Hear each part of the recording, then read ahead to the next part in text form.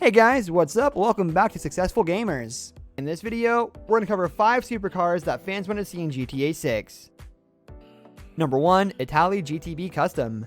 Benny's Customs is responsible for some of the sickest cars you'll see in the world of Grand Theft Auto 5. The Italy GTB Custom is one of those creations. Like all the cars in this list, the Italy GTB Custom is an interpretation of a real-life supercar. One look at it and you can immediately recognize what you're looking at. That's a McLaren 570 GT, folks.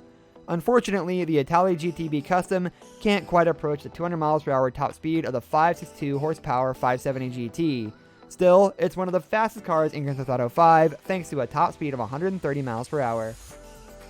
Number 2, the Nero Custom. You would think that if Rockstar Games were to use the Bugatti version of Gran Turismo and create a version of it for GTA 5, it would be for a car that would occupy a higher spot on this list. Nope. The Nero Custom looks like the Bugatti version, Gran Turismo, right down to all the active era surrounding the car. Unfortunately, that's the extent of the similarities between the Nero Custom and the Bugatti Vision Gran Turismo. For reasons that remain unclear, the Nero Custom only boasts a top speed of 131 miles per hour, less than half the top speed of the Vision Gran Turismo. It seems like a waste of a fantastic car, doesn't it? Number 3, the GP1.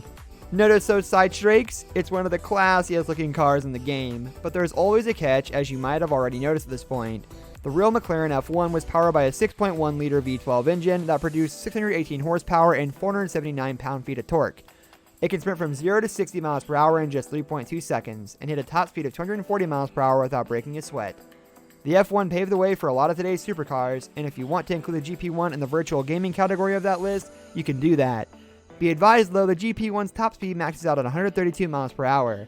It's still one of the fastest cars you get to drive in GTA 5, but it's nowhere near as fast as its real life counterpart. Number 4, the Wagner.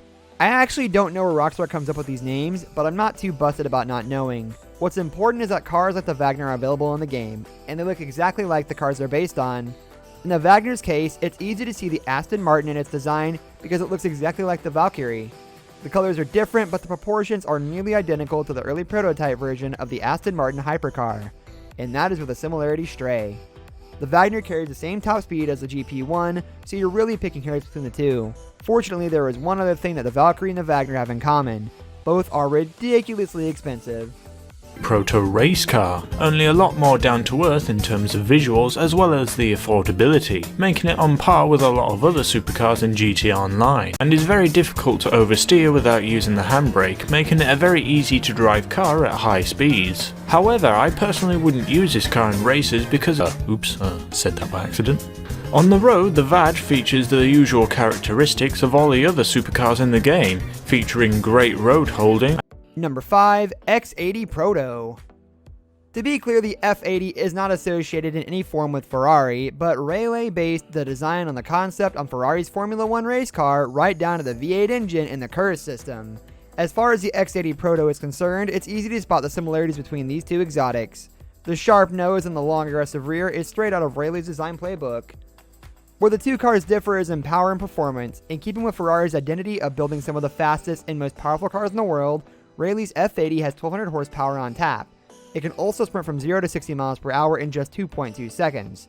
It would have become the fastest accelerating car in the world if it was real, and hit a top speed of 310 miles per hour. Pro and con, just because depending on your taste is going to determine where you put this at, but the looks.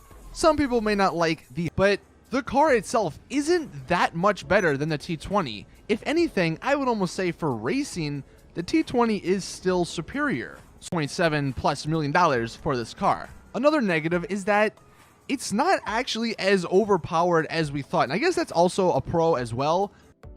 That's going to do it for today's video, guys. Thank you so much for watching. If you enjoyed the video, leave a like on the video and subscribe to our channel so you never miss out on any of our videos in the future. If you want to see more, comment down below and tell us what you want to see in the future. Thank you for watching again, and I'll see you guys in the next video.